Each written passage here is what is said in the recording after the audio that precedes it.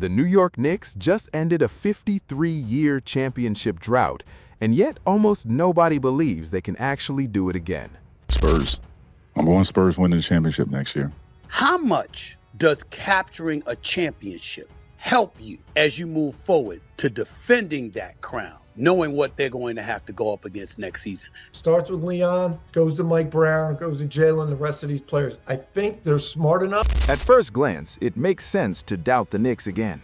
Nobody repeats anymore. The league has too much talent, too much player movement, too many financial restrictions, and too many teams sitting in the background waiting for their moment. But what if the Knicks did not just win a championship? What if they accidentally recreated the exact blueprint that launched the last great dynasty? Not only did the Knicks win 2 trophies this year when virtually nobody expected it, but they also produced one of the strangest and most dominant postseason runs the league has seen in years. Against all odds, the Knicks marched through the playoffs with a 16-3 record and won 9 consecutive road games. Then, when they finally reached the finals, they ran into a San Antonio team that many people already believed represented the future of the entire league. Victor Wembanyama looked destined to become the next face of basketball, while Dylan Harper was playing like a fearless rookie with nothing to lose. But none of it mattered. Jalen Brunson responded with one of the greatest performances ever witnessed in an NBA Finals. He scored 45 points, poured in 13 during the fourth quarter alone, erased a 16-point road deficit, and tied Michael Jordan's record for the most points scored in a finals-clinching road victory. By the end of the night, Jalen Brunson had earned every single Finals MVP vote, and the Knicks had secured a 94-90 win in San Antonio. That should have been enough to silence the doubters. After all, teams do not typically survive 53 years of frustration and immediately start talking about defending their title. But it was not enough for everyone to stop questioning whether this was real or a one-time thing. However, when you look closely at how this Knicks season actually unfolded, the whole thing starts to feel surprisingly familiar. Back in 2014, the Golden State Warriors made a decision that many people considered reckless at the time. Mark Jackson had inherited a struggling franchise, developed Stephen Curry, Klay Thompson, and Draymond Green, built a genuine defensive identity, and won 51 games in the process. Instead of rewarding that progress, the Warriors fired him. Steve Kerr arrived the following season, inherited the culture Jackson had established, adjusted the offensive system, empowered his coaching staff, and immediately won a championship. What looked controversial and even disrespectful at the time eventually became the opening chapter of one of the greatest dynasties the sport has ever seen. Today, we're watching the same pattern play out in New York. Tom Thibodeau took over a franchise that had spent years wallowing in mediocrity and turned it into a legitimate contender. He delivered multiple 50-win seasons, restored a culture of toughness, reached 4 postseasons, and guided the organization to its first Eastern Conference Finals appearance in 25 years.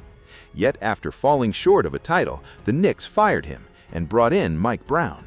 And rather than forcing players into rigid, predetermined roles, Brown spent the entire regular season figuring out what version of this team was actually most dangerous. He reduced workloads for key players, experimented with different closing lineups, used Karl Anthony Towns as a playmaking hub, encouraged Jalen Brunson to operate more frequently off the ball, and allowed OG Anunoby to become the connective tissue binding both stars together.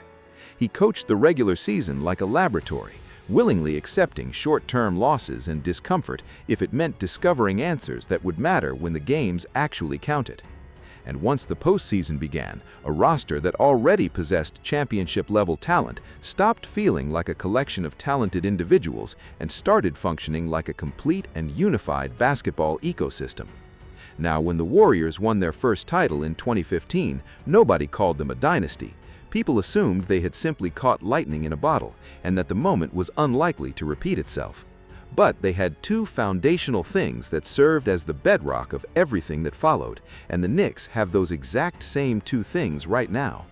The first was an undeniable number 1 option. For Golden State, that player was Stephen Curry, and interestingly, nobody considered him a true franchise centerpiece until he actually won the title. He shattered every conventional assumption about what a championship-level cornerstone was supposed to look like. Jalen Brunson has proven he can do that same thing for New York. not by dominating every single possession or forcing the game through his hands at all times, but by becoming exactly what every title-winning team desperately needs at its core. Someone who can rescue broken possessions, manufacture offense when defenses take everything else away, and remain genuinely dangerous even when the ball is not in his hands. Mike Brown understands that specific type of player better than almost anyone currently coaching in the NBA. He spent years alongside Stephen Curry in Golden State and watched firsthand how championship standards get established from the inside. Brown believes Brunson has set that same kind of powerful standard in New York, and after watching this postseason run, it is becoming very difficult to argue otherwise. Understands what winning's about. You know, he comes and he probably takes a pay cut that I wouldn't have taken. Every time they would have thrown that number in front of me, I would have said no, and I feel like I'm a good guy. So he set the bar before he even stepped on the floor. Every time it came to renegotiate a deal with him. So that set the standard. And this is where things get really interesting when it comes to whether the Knicks can actually defend their title next season. But before getting into that, it is worth noting that Brown's point goes beyond contracts. Championship teams eventually develop an internal standard where sacrifice becomes contagious. Once the best player in the organization willingly gives up money in pursuit of winning, everyone else loses the ability to prioritize personal comfort over championships, and Brunson already made that choice before New York had won anything at all. But success does not always make things easier. Most times, it immediately creates new problems. Role players become too expensive to retain, veterans leave chasing larger opportunities elsewhere. Front offices spend entire summers scrambling to replace the contributors who helped them get there. The Nuggets lost Bruce Brown after their title. The Bucks watched important pieces disappear gradually over time. Even the Warriors eventually learned that keeping everyone together becomes impossible once enough championships pile up. If everything goes according to plan, the Knicks should not face that problem yet. Brunson is still under contract. Mikal Bridges and OG Anunoby are still under contract. Josh Hart remains locked in to one of the most team-friendly deals among championship contenders. Miles McBride, Jose Alvarado, and Gershon Yabusele are all expected back as well. Karl Anthony Towns is a major ongoing conversation, though, and we will get into that shortly. Another uncertainty is Robinson. Robinson proved his value throughout the postseason, providing rebounding, rim protection, and physicality whenever Mike Brown needed another physical presence next to Towns. The problem is that Robinson also showed the rest of the league he might be too talented to remain a backup. He averaged just 14 minutes per game during the playoffs and appeared in 18 postseason games, but the impact was undeniable. Several teams around the NBA are desperately searching for starting caliber centers and are willing to pay accordingly. New York may simply reach a number for Robinson that no longer makes financial sense for someone expected to play behind Towns. He has since agreed to a 3-year, $47.4 million deal with the Boston Celtics, which adds an interesting wrinkle to the Eastern Conference picture. Landry Shamet and Jordan Clarkson are easier decisions. Shamet unexpectedly became an important contributor during the playoff run, scoring in double figures 6 different times and helping the Knicks string together 13 consecutive victories before finally dropping Game 3 of the finals. Both players were useful, but they are not irreplaceable parts of the core. What matters most is that New York already has the hardest part figured out. The core is largely intact, and now they have championship experience to go along with the talent. And according to someone who knows Jalen Brunson better than almost anyone in basketball, they may also have something even more valuable than that: the right mindset going into next season. The belief inside the organization is that Brunson will no longer be underestimated, and that the team as a whole is smart enough and humble enough to recognize that adjustments are coming, which means they need to find another level within themselves before opponents find a way to take what they built. Jay Wright does not believe New York's players are looking at this championship as proof that they have reached their ceiling either. He believes they are treating it as proof that another level exists and that the real work of finding it starts now. Towns has developed into a legitimate passer and a more engaged defensive presence, but has more room to grow in both areas.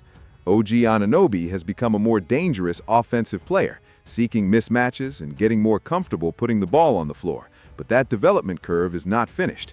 If everyone on this roster approaches the offseason asking how they can individually improve rather than resting on what they accomplished, Wright believes the championship will pay significant dividends in close playoff games when those improvements show up most. Only time will tell whether that growth actually materializes, but Las Vegas is not wasting any time letting the world know they are skeptical of a repeat. Sportsbooks have opened the San Antonio Spurs as favorites to win the 2027 championship at plus 250. Oklahoma City sits right behind them at plus 260. Boston checks in at plus 550, and the defending champions are sitting all the way down at plus 650. Part of that skepticism is understandable. The NBA has not had repeat champions since Golden State. 8 consecutive seasons have produced 8 different winners, and modern roster construction only becomes more complicated once championship bonuses, luxury tax penalties, and second apron restrictions start stacking up on top of each other. Plenty of fans around the league are already predicting completely different finals matchups next season. Others simply believe San Antonio is destined to come back stronger, with Wembanyama and Harper gaining a full season of playoff experience under their belts. And honestly, that's not a ridiculous opinion at all. But there's one fundamental problem with nearly every argument being made against New York right now. Most of them require somebody else to significantly improve, and right now the Eastern Conference is genuinely in a complicated place. The Boston Celtics entered the offseason as presumed favorites to challenge New York, but the Jalen Brown trade to Philadelphia has reshuffled that conversation significantly. They did add Mitchell Robinson on that 3-year deal, which gives them a legitimate interior presence, but the overall roster picture in Boston looks different than it did during their championship run. The Bucks lost Giannis Antetokounmpo to the Miami Heat, fundamentally changing their identity. Indiana appears to be waiting patiently for Tyrese Halliburton to fully recover his health. While the Eastern Conference continues trying to reinvent itself around new configurations, New York simply needs to keep its core intact and keep improving. That competitive luxury is genuinely valuable, and not something most championship teams get to enjoy entering a title defense. As for the Western Conference, Oklahoma City still represents the league's most complete and well-constructed team. The Lakers and LeBron James have parted ways, leaving Luka Doncic and Austin Reeves to carry that franchise forward. The Denver Nuggets have yet to make any significant moves to address their roster shortcomings. Minnesota should be healthier with LaMelo Ball now in the fold alongside Anthony Edwards, which creates a genuinely dangerous backcourt pairing. And then there's the Spurs, who will be coming back with revenge on their minds and another year of development for their young core. But championship windows don't typically close because opponents suddenly become unbeatable overnight. They close because eventually someone has to get paid and the financial math stops working. And that's precisely the looming problem for New York. The Knicks are already operating just a few $1 million below the first apron threshold. The repeater tax penalties represent a serious ongoing concern. And then there's Karl Anthony Towns, who is eligible for a 4-year extension worth approximately $272 million, a number that would rank among the richest contracts in league history and would put the Knicks' financial situation in genuinely difficult territory going forward. But here's the essential truth that everyone inside that organization already understands. You simply can't defend a championship without Towns. We now know exactly what the Brunson and Towns partnership looks like at its best. The pick and roll between them is among the most dangerous actions in basketball, and the spacing and playmaking Towns provides unlocks everything else the Knicks want to do offensively. Keeping them together sounds straightforward, but actually paying for it is an entirely different conversation. The hope inside the organization is that the same sacrificial culture Brunson established before winning anything will extend to how Towns approaches his own contract situation. Championship teams survive the financial pressures of success when sacrifice genuinely becomes embedded in the culture, rather than just existing as an expectation placed on specific individuals. Whether New York stars can collectively prioritize keeping this group together over maximizing every available dollar is the question that will define what this franchise actually becomes. For 53 years, Knicks fans spent every single season wondering if they would ever see another championship banner raised in Madison Square Garden. Now they're entering a summer where the question has fundamentally changed. Not whether it's possible, but whether they can actually do it again. The last dynasty to repeat didn't announce itself at the beginning. They simply won once, convinced the world it was a perfect storm, and then spent the following season proving it wasn't. The New York Knicks might actually do it. But do you think they can?